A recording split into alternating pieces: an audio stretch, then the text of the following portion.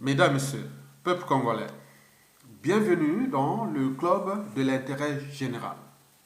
Ceci dit, nous ne lâcherons rien jusqu'à la chute de ce régime tyrannique d'exception, aux crimes multiformes et multidimensionnels au pays comme dans la diaspora.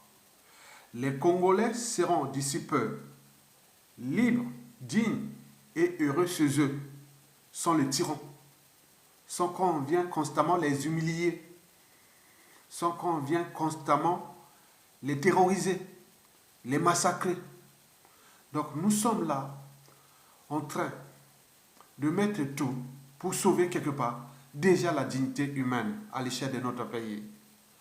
Parce que ce régime-là, qui, depuis son coup d'État sanglant en Force Afrique de 1997 jusqu'à nos jours, où les conséquences sont d'actualité, ce régime n'a cessé de piétiner le peuple congolais et ce pays. Et pour combien de temps encore? Donc nous rentrons là dans le processus conduisant jusqu'à la chute du dictateur Sassou Nguesso. Quand on parle de processus, on pense tout naturellement à des mécanismes. Et dans ces mécanismes, il faut des stratégies. Et donc les stratégies, comme je vous l'ai dit, qu'on ne joue pas au dictateur sans argent.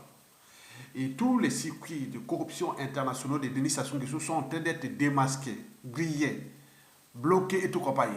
Et ce que nous faisons comme travail. Individuellement et collectivement, en tant que citoyen, vous avez ce droit et devoir-là.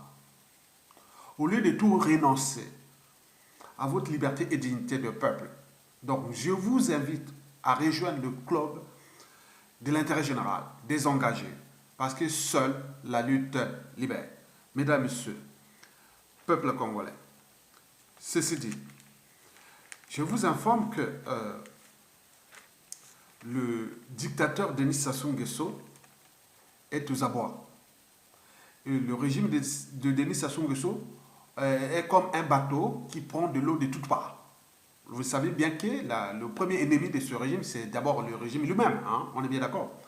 Bon, donc nous allons seulement en profiter de ces erreurs pour faire chuter ce régime-là d'un autre temps. Mesdames, Messieurs, peuple congolais. Alors, j'en appelle au Kongakala, le procureur général de l'injustice et au service du dictateur Denis Sassou Nguesso, le procureur général de Brazzaville, qu'on appelle le procureur général de l'injustice sous le joug de la dictature de Denis Sassou Nguesso. Mesdames, Messieurs, peuple congolais, question. Existe-t-il un lien entre la mise en examen de Lucien et Bata, le transporteur de mallettes et valises africaines, ou plutôt le transporteur de mallettes et valises congolaises de Denis Sassou Nguesso? Et pourquoi? C'est pour deux raisons. C'est pour deux raisons. Parce que pourquoi? Je soupçonne un lien entre la mise en examen de l'un des grands dealers de notre pétrole, hein, et donc il a aussi la mission des transporteurs de mallettes et valises africaines, ou plutôt de congolaises, mallettes de Sassou Nguesso, c'est-à-dire cet argent qui circule dans l'opacité totale pour aller corrompre partout dans le monde. Parce que c'est Sassou Nguesso, c'est combien ça coûte. Tout, c'est combien ça coûte. Donc on l'appelle le distributeur automatique de billets de banque. Combien ça coûte pour corrompre n'importe quelle personnalité de ce monde de prêtre ou de ce monde, de ce système que nous le savions déjà. Donc ça, c'est combien ça coûte. Et tiens, c'est comme ça. Le distributeur automatique de billets de banque. Existe-t-il un lien entre la mise en examen de Lucien et Bata, les transporteurs de mallettes et valises africaines, ou plutôt des mallettes et valises congolaises de Denis Sassou Nguesso? Et pourquoi? C'est pour deux raisons, je vous l'ai dit. La première raison est en rapport avec la procédure judiciaire qui est déjà engagée. En effet, Lucien et Bata a été mis en examen et donc suivi par un juge d'instruction. Vous savez qu'à la différence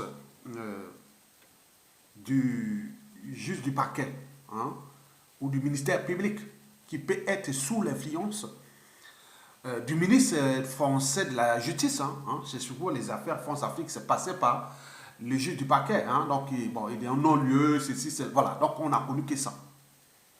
Vous imaginez? Donc, c'était pour eux, tant qu'on entendait, oui, l'affaire a été traitée par le juge du parquet. Bon, là, dans le cas de la France-Afrique, là, c'était fini. Donc, les gars étaient aux anges. Donc, ils pouvaient appeler, à l'époque, appeler même Jacques Chirac, bon, ben, tout, a dit au juge, bon, laissez tomber. Et que ce soit au temps de Sarkozy ou de François Hollande, maintenant Macron aujourd'hui, voilà. Donc, on pourrait dire, non, mais écoutez, appelle le juge, non, non, laissez tomber, laisse-le partir. Mais là, ce n'est plus le cas. Donc, l'affaire est grave. Et donc, là, c'est un juge d'instruction qui est indépendante du juge du ministère public. Donc cette affaire-là est grave parce que ce juge va enquêter en toute indépendance des trafics d'influence. Que ce soit Jean-Yves Le Drian, que ce soit Emmanuel Macron, que ce soit Sassou Nguesso, ils n'y peuvent rien. Ils ne vont rien faire. Ils n'ont pas. Et écoutez, ce qui s'est passé à Sarkozy, ancien président de la République, vous vous imaginez les pressions que les juges ont. Mais quand c'est indépendant, là, il n'y a pas photo. C'est là qu'on pense que, là où vous allez vous rendre compte que, quelque part, la justice en France aussi fait partie des pouvoirs, hein, des pouvoirs judiciaires. Et c'est là que vous allez voir que c'est vraiment en toute indépendance. Donc ne vous agitez pas. Ils vont lancer des rumeurs. Ils vont faire ça. Ça va que provoquer les juges et les juges d'instruction. Donc ils vont y passer au peine fin et voir qu'est-ce qui était derrière ce trafic de capitaux. Et donc ils vont voir ça parce que les chefs d'accusation, c'est trafic de capitaux et corruption. On est bien d'accord? Très bien. Donc, là, Denis Sassou Nguesso est à chaud, hein? Parce que là, ils vont connaître tous les systèmes de corruption et de trafic de capitaux de Sassou Nguesso. On est bien d'accord? Parce que là, c'est l'enquête, vraiment, attendez, c'est chaud, hein? Ils vont aller même jusqu'en Suisse, ils vont aller même partout. Ils vont enquêter beaucoup de choses. Et donc, là, le système de distributeur automatique de billets de banque de Sassou Nguesso vient d'être démasqué. Et donc là, les juges vont maintenant rentrer là, enquêter sans les pressions politiques. Mais là, c'est vraiment la justice pure, la justice brute et nette. Et donc, vous allez voir qu'ils vont prendre du temps d'enquêter et ils auront beaucoup d'éléments. Et donc, vous avez tout compris. Donc, sur ce point, donc, les policiers, ils ont fait leur enquête. Hein. Ah oui, hein. Ce sont des spécialistes de ces affaires-là. Donc, comme les dossiers maintenant suivis par les juges d'instruction, et donc, nous, on s'interroge. Pourquoi? Avant tout, c'était si facile pour eux. Dès qu'on entendait que un membre du clan de Sassou Nguesso, on la retrouve avec tel magot, parce que les magots là, on a eu en liquide, hein, en liquide ici, dans leur appartement, villa, tout ici en Occident, on a eu soit 5 millions de dollars hein, en liquide, hein, mais on n'est jamais arrivé à cette affaire. Donc il y a quelque chose qui se passe derrière. Et c'est la raison pour laquelle je me questionne, puisque ces gens-là sont déjà des spécialistes de financement occulte de partis politiques en France et des campagnes présidentielles. Vous vous souvenez des années 80 jusqu'après le coup d'État sanglant France-Afrique de 1997 jusqu'à nos jours. Sassou, c'est le DAB. Combien ça coûte? Il donne à la gauche, à la droite. Quand la gauche est au pouvoir, il donne l'argent à la gauche au pouvoir. La droite, dans l'opposition, il donnait l'argent à l'opposition. Aux campagnes présidentielles, il payait tout le monde. Donc là. Donc, il pouvait peut-être faire chuter un candidat, par exemple, aller financer un autre candidat ou pour faire chuter autre. Par exemple, on te demande à tel individu en France, bon, va te présenter contre tel candidat et pour que on te donne l'argent et tu vas mettre tous les copains et pour baisser, voilà. Donc, oui, on en a vu ici, on connaît cette histoire-là de financement occulte des partis politiques. Et ça fait la chronique de la justice française ici depuis la nuit des temps, hein, depuis la France-Afrique, quoi, de Sassou Nguesso et des Bongo, hein, c'est deux spécialistes, mais les autres aussi, il y avait quelque part d'autres dictateurs d'Afrique francophone, mais Sassou Nguesso et les Bongo sont au premier rang France-Afrique des distributeurs automatiques de billets de banque et de financement occulte des partis politiques. On est au cœur des conflits d'intérêts et des rétro-commissions, plein de trucs qui ont été jugés ici, souvent en France. Donc, est-ce que les enquêteurs et les juges a dû voir, non, non, non, il faut aller voir plus profond. Parce que là, c'est au cœur des campagnes présidentielles en France. Pour montrer à... Oui, c'est comme déjà comme des... On est bon, je peux dire de jurisprudence, quoi. Pour dire, attention. Donc, les financements occultes des élections présidentielles en France ici. Attention, maintenant, la justice suit. Ces gens-là, alors qu'on sait bien que l'ADN de Sassou Nguesso, c'est ça. Ce qui l'a permis de se maintenir au pouvoir ici depuis la nuit des temps. Vous avez tout compris? Donc, moi, je pense que, personnellement, hein, de mon point de vue intellectuel, des citoyens, je pense qu'il risque d'avoir des liens avec le financement occulte. Parce que dans le dossier, c'est écrit trafic de capitaux et corruption. Mais corrompre qui? Qui est le corrupteur? Qui est le corrompu? Donc, on ne sait pas. Donc, c'est dans le dossier. Deuxième raison pour laquelle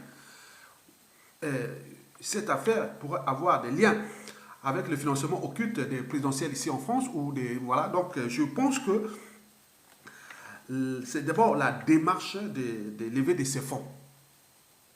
Ils sont partis du Congo, ils sont allés lever des fonds là en Suisse, là où ils ont planqué leurs magots dans les paradis fiscaux, hein, parce que bon, chaque membre du clan a en moyenne 50 comptes bancaires. C'est trop.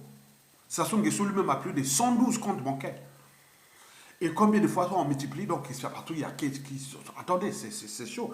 Donc, moi, je pense que la démarche de la levée des fonds qui coïncide déjà à ces présidentielles-là, parce qu'il faut se dire que Denis Sassou Nguesso est déjà en difficulté face à Emmanuel Macron et aussi à la France-Afrique qui est grillée, qui est essuyée. Donc, Sassou est en difficulté. Il sait bien qu'il faut que la France puisse les soutenir pour qu'ils puissent passer à son plan qui est de mettre son fiston dans le processus de la dynastie.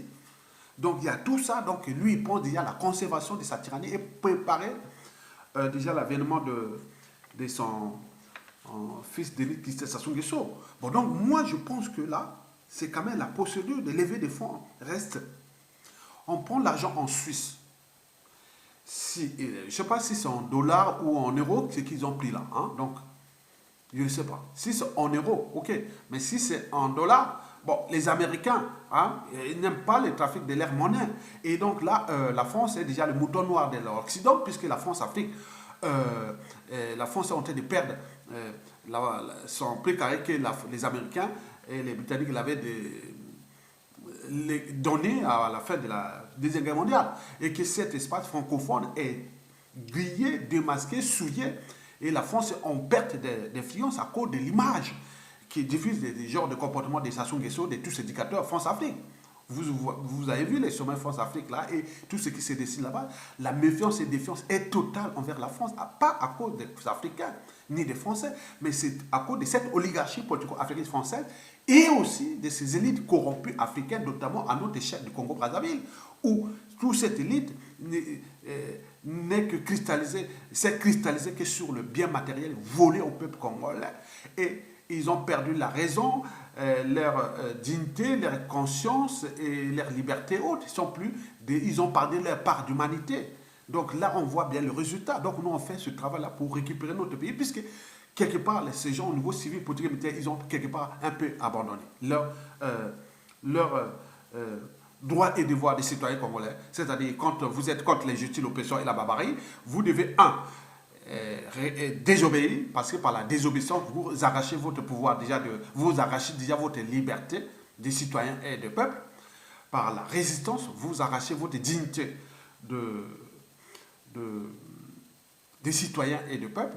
Enfin, par la révolte, qu'elle soit civile ou militaire, vous exprimez votre pouvoir de peuple. Là, pour l'instant, on est au statu quo. Et Sassou Nguesso est en train de dérouler tout son rouleau compresseur pour tirer vers le bas tout ce peuple-là et ce pays, en même temps en assassinant, parce que les assassinats sont à la chaîne. Là. Dernièrement, on a eu Christophe Moukeke, mais on attend peut-être un autre là d'ici peu. Donc on va continuer comme ça. Hein. Donc vous êtes là, comme si un peuple qui refuse de se battre. Il n'y a un souci. Mesdames, messieurs, peuple congolais. Et donc, pour cette deuxième raison, on prend les fonds en Suisse et on vient atterrir au Bourget. Mais on nous dit que bon, il était que des transits. Attendez, vous payez un gros magot, on ne sait pas quelle est l'origine de ces fonds. Et vous les passez, vous ne les déclarez pas, vous descendez en France, vous pouvez dire non, oui, dire que bon, j'ai tel fonds, je suis là de transit, voilà les fonds, je l'amène au Congo-Brazzaville, il faut les déclarer.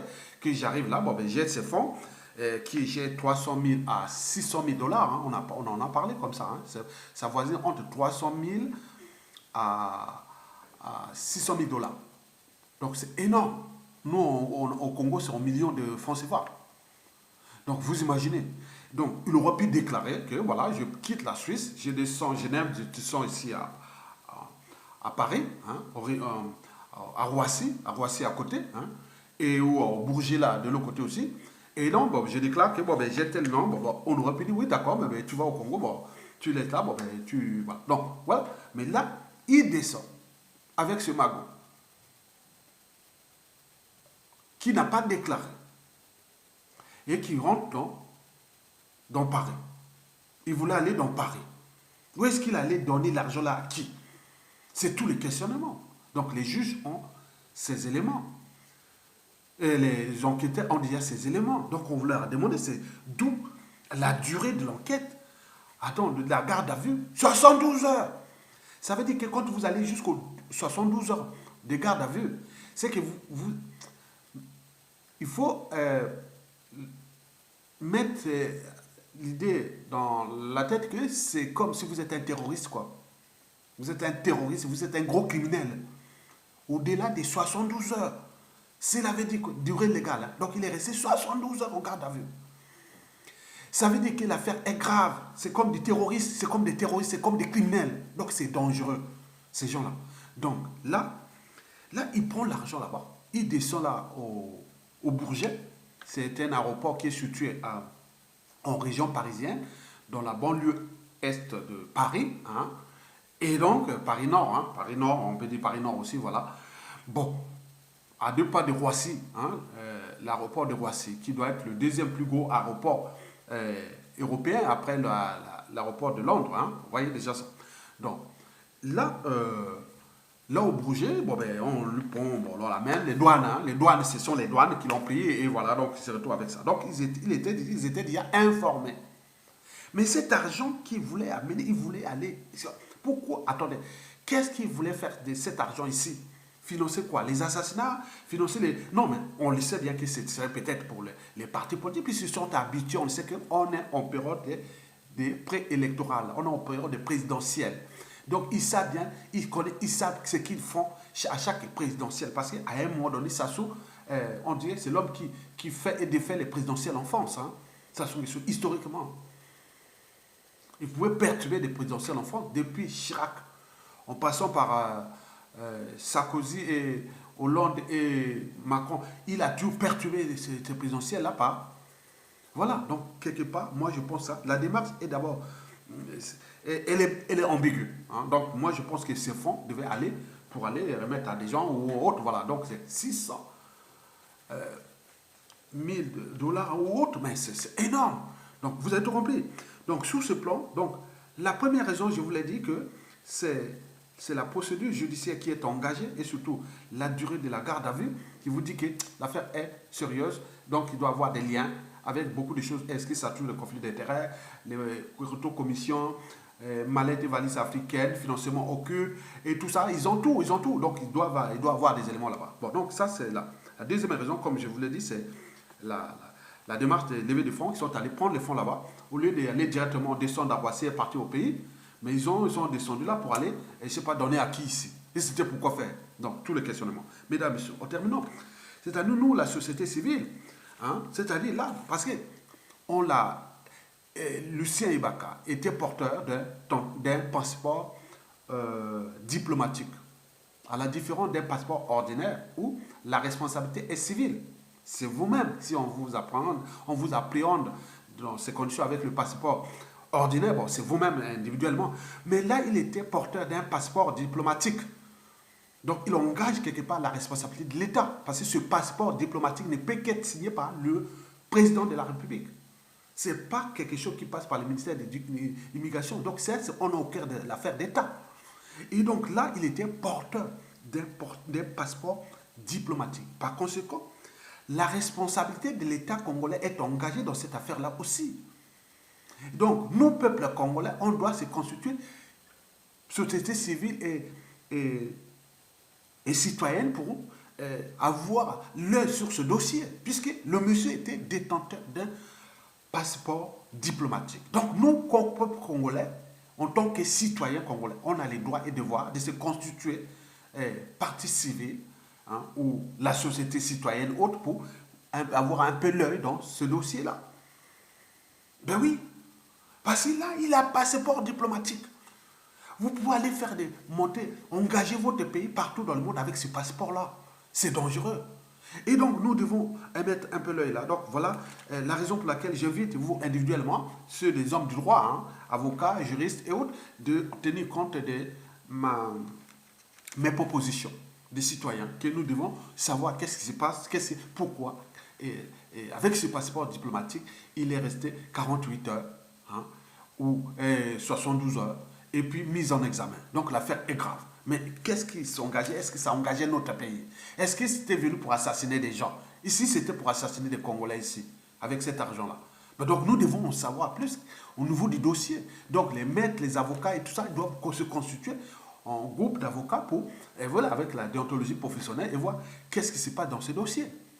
Donc vous avez compris, comme la partie civile qui représente l'État. Donc l'État, c'est le peuple. Le peuple, c'est vous et nous. Vous avez tout compris. Voilà, donc ça c'est pour Pour terminer, je vous informe que dernièrement, nous avions par exemple pu voir une information qui était passée il y a moins d'un mois, hein, et que il y avait un avion Caro qui avait déposé les armes à l'aéroport privé de Lombo et transformé lui là-bas dans ses postes là-bas de Tchamchola, hein, là où se trouvent les mercenaires et tout compagnie. Mais nous, on ne savait pas. Mais en réalité, on vient d'en apprendre qu'il s'agissait de la logistique militaire destinée à la garde prétorienne. Et voici le signalement qu'on nous a envoyé. On dit, comment Sassou Nguesso est-il en train de renforcer en logistique militaire sa garde prétorienne? On nous signale qu'il y a la colère dans l'armée après l'achat par Sassou Nguesso des armes, rien que pour sa garde prétorienne à la hauteur, hein, à hauteur de 89 milliards de francs CFA, soit à peu près 130 millions d'euros. 130 millions d'euros. Ils ont acheté ces armes-là, qui ont amené, arrivé à l'aéroport international de Lombo, c'est son aéroport privé, hein, de son village. Bon, il a ramené ça là où ils sont là. Donc c'était destiné c'est pour sa garde prétorienne. On dit en effet, 89 milliards de francs CFA est le montant dépensé ces derniers jours par Denis Sassou Nguesso dans l'achat des armes pour sa garde prétorienne au détriment de l'armée congolaise. Cet achat a mal sonné au sein de la troupe des forces armées congolaises qui s'est dit délaissée. Une grogne que le chef d'état-major des armées, le général Guy Blanchard-Okoy, tente de calmer pour sauver la face de son patron Denis Sassou Nguesso. Dans une république normale, qui prend le caractère républicain de ses forces armées, il est inconcevable que cette dernière soit moins armée que la sécurité présidentielle, qui joue d'un statut spécial. Désarmée et affaiblie, l'armée congolaise n'est que l'ombre d'elle-même au profit de la sécurité présidentielle qui est une sorte de milice tribale qui ne répond pas devant le chef d'état-major des armées, malgré toutes les armes que cette milice présidentielle possède déjà. Donc ça, c'est le communiqué. Moi, je voulais seulement dire, hein, pour le militaire, hein, regardez là, ce qui s'est passé au Zimbabwe contre Robert Mugabe. Il n'y avait pas besoin de tirer autre, c'est là, ça se passe là. Regardez ce qui s'est passé avec le colonel Assimi Goïta au Mali. Il n'y a pas besoin des armes lourdes, c'est un problème de structuration. Hein. que ce soit avec le lieutenant-colonel Assimi Goïta en Guinée, non, lieutenant-colonel, excusez-moi, pardon, excusez-moi, le colonel Assimi Goïta au Mali, mais là, je parle du lieutenant-colonel Mamadi Doumbouya. Au Guinée-Conakry, on peut multiplier les exemples comme ça qui sont passés. C'est là, c'est là. Donc, ils peuvent se plaindre. Mais là, ça sont en train de nous laisser une bombe à retardement. Déjà, toutes les armées sont détruites. Mais depuis le coup d'État, mais il y a eu des gens qui ont laissé faire par l'appartenance tribale, émotionnelle, et se sont cristallisés sur les intérêts particuliers partisans, oublions le socle même des armées. Hein, défendre le territoire, le peuple, les institutions, l'honneur militaire et tout compagnie. Moi, on a vu ce qu'on est arrivé. Donc, c'est fut un processus. Le processus aboutit à l'humiliation complète des armées, qui les autres attendent au moment des États généraux de la nation, puisque en 1991-92, quand il y avait la conférence nationale, après la transition, les militaires venaient réclamer le bon Bima. Mais là, vous laissez ça sous détruire tout. Il est en train de tout détruire. Il n'y a plus d'avenir avec lui. Au lieu de prendre votre responsabilité maintenant, on est en train de tenter qu'il élimine, qu'il élimine. Bon, attendez. Donc, vous avez vu que nous, on est en train de mettre les pressions, tous les moyens pour qu'il puisse tomber. Il doit tomber, il va tomber. Donc, c'est à nous, individuellement et collectivement, d'en prendre conscience que la fin de règne du dictateur est proche, parce qu'au cœur de ces enjeux, ils ne sont pas seulement des problèmes qui nous concernent, c'est-à-dire les problèmes sociopolitiques, macroéconomiques, humanitaires et autres qui est catastrophique, mais il y a aussi des problèmes géostratégiques. Je vous dis que la France-Afrique devient le mouton noir de l'Occident. Et donc la France doit prendre, elle est en train de voir comment prendre ses responsabilités pour qu'on puisse plus suivre l'image de la France à cause de... Voilà, donc la France risque de perdre gros à cause de ces problématiques de la France-Afrique qui, pour les Américains et l'Occident, qui la France-Afrique ou la France devient le mouton noir des enjeux stratégiques de l'Occident en Afrique. Et notamment au regard de l'hégémonie chinoise et de tout ce qui se dessine là-bas au point de vue sécuritaire. Et donc là, c'est un processus qui va entraîner jusqu'à ce que ça se dégage. Mais à nous, ça sera la honte, puisque tout peut venir de l'extérieur. Mais les militaires et autres, ils vont être là. Comment vous allez devenir demain? Oui, bien sûr, il y aura les états généraux des armées. Bien entendu, dans les états généraux de la nation, il y aura les états généraux des armées. Mais pour l'instant, prenez quand même la responsabilité. Vous êtes en train de vous plaindre comme la grogne. La grogne, on en parle depuis 2015 à nos jours. On leur dit non, le pays va s'enfoncer, il n'aura plus l'argent. Oh non, on est dans le tour, on ne donnera pas l'argent. Donc lui, sa priorité, c'est quoi? C'est protéger. Hein? En attendant, on ne sait jamais, puisque à côté, les officiers sont en train de mourir. Et ils sont en train de mourir, tuer. Il croit que dans son destin, dans son cynisme, il croit que quand tout ce monde-là va mourir, et il va placer son fils Denis Christel Sassou Nguesso avec les moutons, ou le pays est déjà... Non, mais attends, c'est pas possible. Donc, vous devez vous battre comme des citoyens. Nous faisons là le travail pour sauver la vie de tout le monde. Parce que là, c'est une question de vie et de mort. Et donc, vous devez préparer déjà, individuellement et collectivement, à mettre tous les moyens pour qu'ils puissent dégager. Donc, vous l'avez compris que la victoire est proche, mais il faut vraiment mettre tous ces mécanismes qui sont déjà endogènes, déjà au pays, par rapport aux tensions sociales, socio-économiques, humanitaire et autres, mais aussi à l'échelle extérieure où la France-Afrique, aujourd'hui, on voit bien que tous les mécanismes de la France-Afrique sont maintenant démasqués et grillés. Et même la France, la justice ici ne veut plus qu'on continue à souiller l'image de la France à travers cette France-Afrique qui devient quelque part une cause perdue pour ceux qui continuent encore à jouer à la France-Afrique d'éducateurs. Donc vous avez compris. Donc il y a un processus qui est là. Nous devons aller montrer à la France qu'il est temps qu'il change de paradigme et qu'on y va dans ce processus parce qu'elle n'a plus le choix. Si elle perd l'Afrique, elle est perdue. Et donc on le sait. Donc c'est à elle-même d'anticiper comme la vie à bicyclette. Pour garder l'équilibre, il faut avancer. Donc gouverner, c'est anticiper. Donc anticiper, on voit que dans les relations sociales, politiques et autres, entre les Africains et autres, elles sont... Non, ah oui, derrière les relations sociales ou diplomatiques, économiques, c'est quand tu les problématiques de confiance, méfiance, défiance. Hein? Donc là, on n'est plus en confiance avec la France-Afrique, ni avec la France, sur ce plan de ses relations avec l'Afrique francophone. Et donc, on est en méfiance et défiance. Mais ce sont des processus qui sont quand même réversibles. Mais c'est facile de détruire que de construire. Donc, pour remettre la conscience des Africains, il faut que la France engage déjà ce processus-là, qui est déjà inévitable et doit aller dans ce sens-là. Donc, la justice française fait partie de ces piliers de la transformation de la France-Afrique, mais également des modalités de cette oligarchie politico-africaine française et de cette élite corrompue africaine qui, aujourd'hui, sont en train de voir comment les catames de la condition humaine sont en train de tout détruire de leur pays. Mais c'est la honte. Donc, chacun doit prendre ses responsabilités et maintenant. Donc, je vous remercie et likez et partagez cette vidéo au plus grand nombre pour qu'on puisse être, oui, pour sensibiliser, conscientiser et mobiliser les uns les autres pour le compte de l'intérêt général. L'État est impersonnel. Ça ne demande personne. Donc, si vous protégez l'État, l'État, plus tard, vous protégera. Mais si vous le laissez, l'État ne pas protéger l'État, et vous ne serez jamais protégé. Donc, vous imaginez que les gens là ont pris les moyens de l'État dont ils disposent contre nous, peuple congolais, contre ce pays. On voit bien ce que ça a donné. Donc, pour combien de temps encore? Donc, prenez votre responsabilité individuellement et collectivement. Je vous remercie et à bientôt. Tokolonga, ils vont tomber, il doit tomber.